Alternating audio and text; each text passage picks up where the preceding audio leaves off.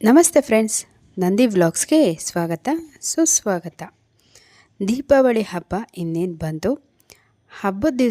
ದೀಪಾವಳಿ ಹಬ್ಬದ ದಿವಸ ಈ ವಸ್ತುಗಳನ್ನು ಖಂಡಿತವಾಗ್ಲೂ ಮನೆಗೆ ತನ್ನಿ.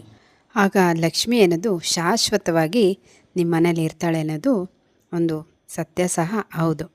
ಏನು ಅಂತ ನೋಡೋಣ, ತಿಳಿಸ್ಕೊಡ್ತೀನಿ. ಖಂಡಿತವಾಗ್ಲೂ ವಿಡಿಯೋನ ಪೂರ್ತಿಯಾಗಿ ನೋಡಿ. ದೀಪಾವಳಿ ದಿನ ಇವುಗಳನ್ನು ಮನೆಗೆ ತಂದರೆ ಲಕ್ಷ್ಮಿ ಒಲಿಯುತ್ತಾಳೆ ಅನ್ನೋದಾದರೆ, ದೀಪಾವಳಿ ಅಂದರೆ ಬೆಳಕಿನ ಹಬ್ಬ, ಸಂಭ್ರಮ, ಸಡಗರ, ಬೆಳಕಿನ ಸಂಕೇತ. ಈ ದಿನ ಕೆಲವೊಂದು ವಸ್ತುಗಳನ್ನು ಮನೆಗೆ ತರುವುದು ತುಂಬ ಶುಭ ಸೂಚಕ. ಹೀಗಾಗಿ ದೀಪಾವಳಿ ಹಬ್ಬದಂದು ಯಾವ 5 ವಸ್ತುಗಳನ್ನು ಖರೀದಿಸಿದರೆ ಲಕ್ಷ್ಮಿ ಒಲಿಯುತ್ತಾಳೆ, ಮನೆಗೆ ಧನಾಗಮನವಾಗುತ್ತದೆ ಎಂಬುದರ ಕುರಿತು ಸಂಪೂರ್ಣ ಮಾಹಿತಿಯನ್ನು ನೋಡೋಣ. ಹಿಂದೂಗಳು ಆಚರಿಸುವಂತಹ ಅತ್ಯಂತ ಶುಭ ಆಚರಣೆಯಲ್ಲಿ ದೀಪಾವಳಿ ಹಬ್ಬ ಕೂಡ ಒಂದು. ಈ ವರ್ಷ ಅಂದರೆ 2025ರಂದು ದೀಪಾವಳಿ ಹಬ್ಬ ಕಾರ್ತಿಕ್ ಮಾಸದ ಅಮಾವಾಸ್ಯೆಯಂದು ಅಕ್ಟೋಬರ್ 20ನೇ ತಾರೀಕು ಆಚರಿಸಲಾಗುತ್ತದೆ. ಈ ದಿನದಂದು ಜನರು ಲಕ್ಷ್ಮಿ ಮತ್ತು ಗಣೇಶನನ್ನು ವಿಧಿವಿಧಾನಗಳೊಂದಿಗೆ ಪೂಜಿಸುತ್ತಾರೆ. ವಾಸ್ತು ಪ್ರಕಾರ ದೀಪಾವಳಿಯಂದು ಕೆಲವು ವಸ್ತುಗಳನ್ನು ಖರೀದಿಸುವುದು ಅತ್ಯಂತ ಶುಭವೆಂದು ಪರಿಗಣಿಸಲಾಗಿದೆ. ಈ ದಿನದಂದು ಹೊಸ ಕೆಲಸಗಳನ್ನು ಅಥವಾ ಬಿಸ್ನೆಸ್ಗಳನ್ನು ಪ್ರಾರಂಭ ಮಾಡುವುದು ಅತ್ಯಂತ ಶುಭ ಎಂದಾಗಿದೆ. ಎಲ್ಲದಕ್ಕಿಂತ ಪ್ರಮುಖವಾಗಿ ಈ ದಿನ ಮನೆಗೆ ಚಿನ್ನವನ್ನು ತಂದರೆ ಅತ್ಯಂತ ಶುಭ ಎಂಬುದಾಗಿ ಪರಿಗಣಿಸಿ ಚಿನ್ನವನ್ನು ಖರೀದಿಸೋಕ್ಕೆ ಮುಂದೆ ಬರ್ತಾರೆ. ಆದರೆ ಪ್ರತಿಯೊಬ್ಬರ ಬಳಿ ಹಣ ಇರಬೇಕಲ್ವಾ? ಒಂದು ವೇಳೆ ನಿಮ್ಮ ಬಳಿ ಈ ದಿನದಂದು ಚಿನ್ನವನ್ನು ಖರೀದಿಸುವುದಕ್ಕೆ ಅಥವಾ ಬೆಳ್ಳಿಯನ್ನು ಖರೀದಿಸುವುದಕ್ಕೆ ಹಣ ಇಲ್ಲ ಅಂತಾದರೆ ಈ 5 ವಸ್ತುಗಳನ್ನು ಖರೀದಿಸಿದರೆ ಸಾಕು, ಅದರಷ್ಟೇ ಪುಣ್ಯಫಲ ಸಿಗುತ್ತದೆ.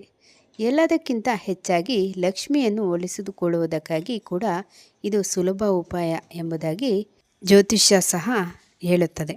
ಹಾಗಿದ್ರೆ ವಾಸ್ತು ಪ್ರಕಾರ ದೀಪಾವಳಿಯಂದು ಏನು ಖರೀದಿಸಬೇಕು ಅನ್ನೋದನ್ನು ತಿಳಿಯೋಣ ಬನ್ನಿ. ವಾಸ್ತು ಪ್ರಕಾರ ದೀಪಾವಳಿಯಂದು ಬೆಳ್ಳಿ ವಸ್ತುಗಳನ್ನು ಖರೀದಿಸುವುದು ಅತ್ಯಂತ ಶುಭವೆಂದು ಪರಿಗಣಿಸಲಾಗುತ್ತದೆ.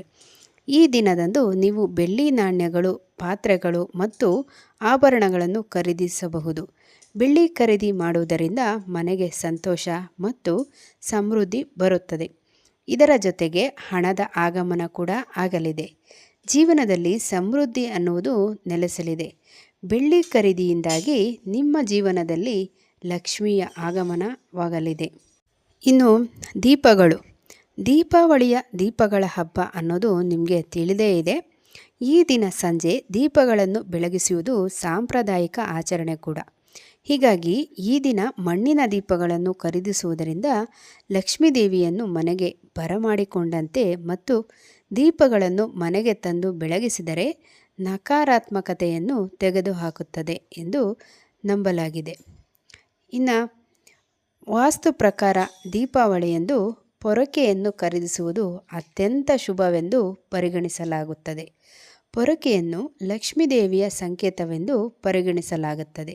ಇದನ್ನು ಮನೆಗೆ ತಂದರೆ ಮನೆಯಿಂದ ಬಡತನ ದೂರವಾಗುತ್ತದೆ ಮತ್ತು ಕುಟುಂಬಕ್ಕೆ ಸಂತೋಷ ಮತ್ತು ಸಮೃದ್ಧಿ ಬರುತ್ತದೆ ಎಂದು ನಂಬಲಾಗಿದೆ.